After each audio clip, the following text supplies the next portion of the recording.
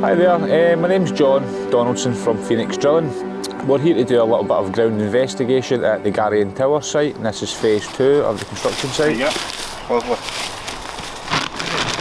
These are just samples. They're standard penetration tests.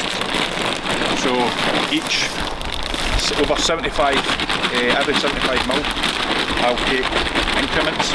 Right. And I'll basically, for instance, say if it's like 4455, that gives you a certain total, and that will give you a certain strength. And then say, for instance, if it's 8788, you know, obviously the total's higher. So right, okay. Harder ground, you know what I mean? Right. But that's obviously for our engineers and that to work with. I just tell you what the numbers are. They work with that. Look at that, beautiful.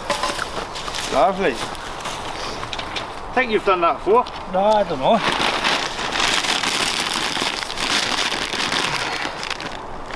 No bad for your first time. Aye.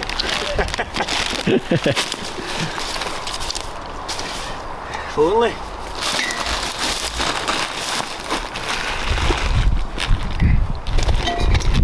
Can you talk us through the drilling process of carrying out here? The reason we are here is to do some ground investigation. We are here to do some soil sampling, standard penetration tests, which is a strength test of the ground, contamination samples like environmental samples, etc, etc. And basically to find, we will be putting gas installs and water installs in the ground, so you can gas monitor the pipes and water levels also.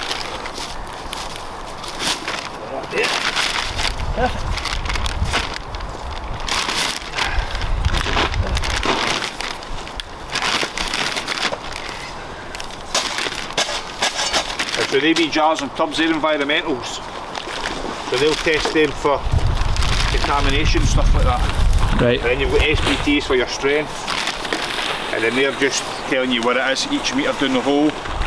And then I'll put them a log whether it's wet, dry, damp, whatever. And then they'll run tests and that stuff. Tests will be full ground coverage, ground investigation. Right. And then gas and water monitoring for that as well. How many sites do you normally do, drill into? How many sites? Aye, like how many would you drill in round about here to check, or is it just the one you need? No, there's several. There's several, aye. Five of these, 3 of them are installs, so you can monitor the gas and water will free them. And then I've got 4 trial pits down the back, which are shallow, they're all only going to 3 metres. And then some of them have got percolation tests, what I put water in, and you count how long it takes for it to drain away.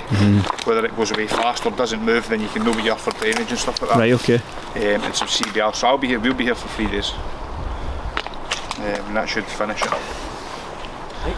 But then that gives you coverage of the full site. Right, so that's a metre of plane and 3 metre of socket. What specific challenges do you face when drilling at a historic site like this?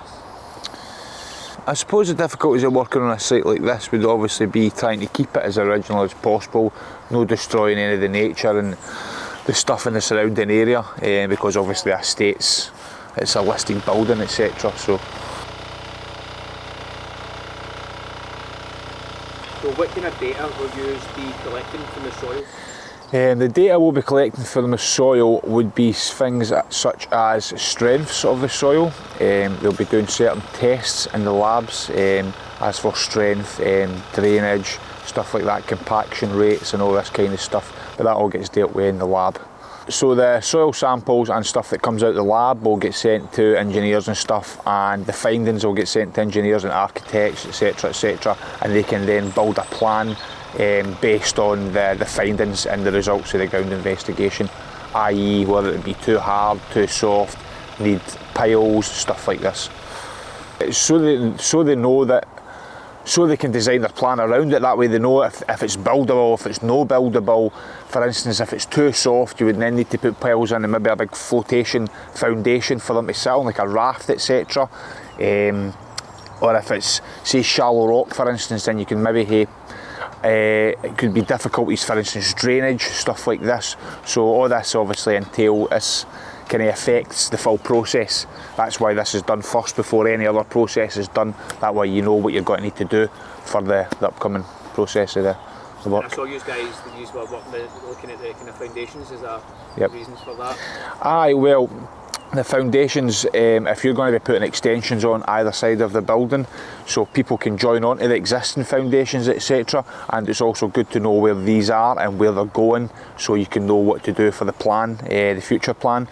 But old buildings like this usually have got kind of basements and stuff underneath them, so they're usually very, very deep, which would then probably use a digger or an excavator to then get down the side of these to find out where these foundations are.